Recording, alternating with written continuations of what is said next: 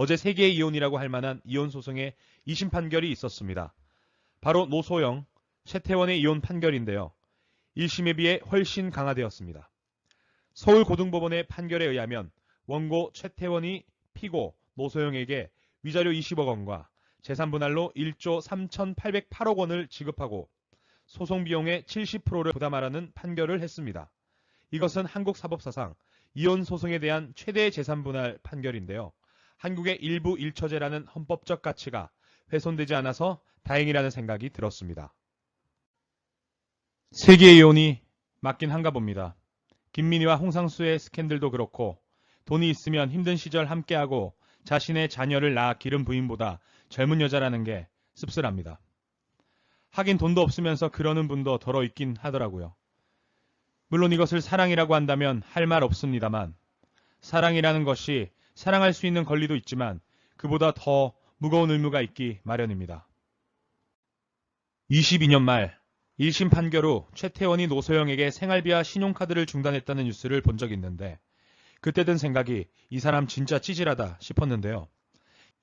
혼인이 유지되고 있었던 상황에서 내연녀와의 관계 유지를 위해 지불한 비용이 자그마치 219억 원이라고 하던데 자신의 자녀를 셋이나 낳아 키우고 있는 부인의 카드를 정지시켰다는 게 같은 남자로서 참 부끄럽습니다.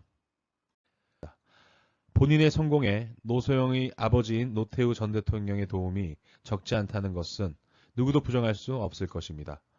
부인이 있는 상태에서 혼외 자식까지 만들어 자녀의 족보까지 꼬아놓고 상간녀와 공개적인 활동까지 했었으며 또 지금 그렇게 하고 있으니 노소영의 배신감은 짐작하고도 남습니다.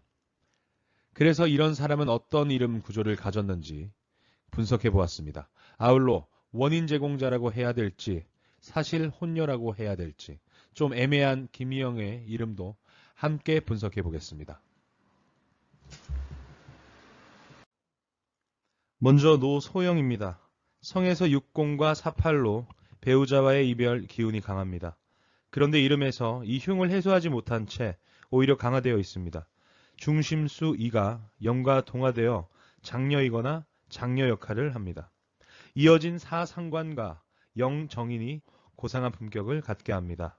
이렇게 다듬어진 사가 오니 배우자에 대한 기운은 약해지지만 자녀에게 어머니로서의 역할과 문화예술 공간의 관장으로서의 역할을 충분히 잘 해냅니다. 성에 있는 48 상관경관의 흉과 함께 이름 끝자의 기운이 모두 사로 동화가 되니 배우자에 대한 관념이 남편보다는 내 자녀의 아버지 역할을 기대하는 삶을 살아가므로 자녀를 위해 자존심은 상하지만 가정을 지키려 안간힘을 쓰게 됩니다.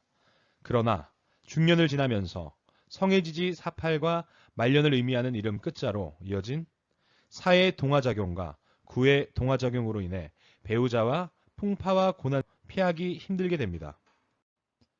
그러나 재물적인 면은 파리의 숨은 재성으로 시작되어 08 관원상생을 이루게 되니 큰 부를 이룰 수는 있으나 이렇게 구성된 고유수는 행복한 고유수의 조합이라고 할 수 없기 때문에 참 안타깝습니다. 다음은 최태원입니다. 이 이름은 보기 드물게 좋은 기운을 가진 이름입니다. 성이 2구와 3이 승제간으로 형성되어 일찍부터 강한 힘을 받고 있습니다. 중심수가 6 정제로 모든 일을 치밀한 계획 아래 차곡차곡 쌓아가면서 이루어야 합니다. 부의 축척 또한 마찬가지입니다. 특이하게 중심수 6과 8은 다른 수에 비해 삶이 더 반듯해야 하고 가정을 소중하게 여겨야 합니다. 그래야 중년 이후 더 큰 발전을 이룰 수 있습니다. 그런데 이런 6이 만약 가정을 소홀히 하거나 외정을 두면 다른 수에 비해 더 치명적인 결과를 맞이하게 됩니다. 그래서 중심수의 6이나 8을 가진 사람은 몸과 마음가짐을 다른 중심수에 비해 더 바르게 해야 합니다. 정제6에서 이어진 7은 바로 옆에 3이 와서 식신제살의 작용을 하여 나를 더욱 단단하게 만들어 515로 넘겨주니 나이 들수록 가정보다 밖을 바라보게 합니다. 여기에 성가 이름으로 이어지는 27은 그 기운을 더욱 부채질합니다. 96, 06, 27은 건강이나 문서로 인한 풍파를 예고합니다. 1조 3,800억이라면 그러고도 남습니다. 다음은 김희영입니다. 이름의 모든 기운이 7, 8관성을 향해 있습니다. 어디서 많이 본 느낌의 고유수 기운을 가진 이름입니다. 더구나 간지가 기둥을 이루고 있습니다.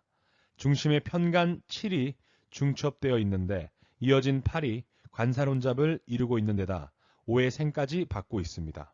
어쩜 지금 상황과 이렇게도 찰떡같이 맞아떨어질 수 있나 싶습니다.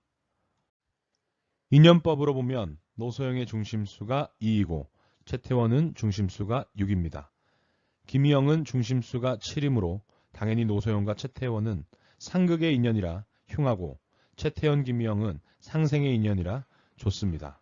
관은 재를 탐하고 재는 관을 탐하기 마련입니다. 그렇다고 해서 도덕에 어긋나는 혼외자를 둔 것이 면죄부가 되지는 않습니다. 삼심도 기대해 봅니다. 이상입니다.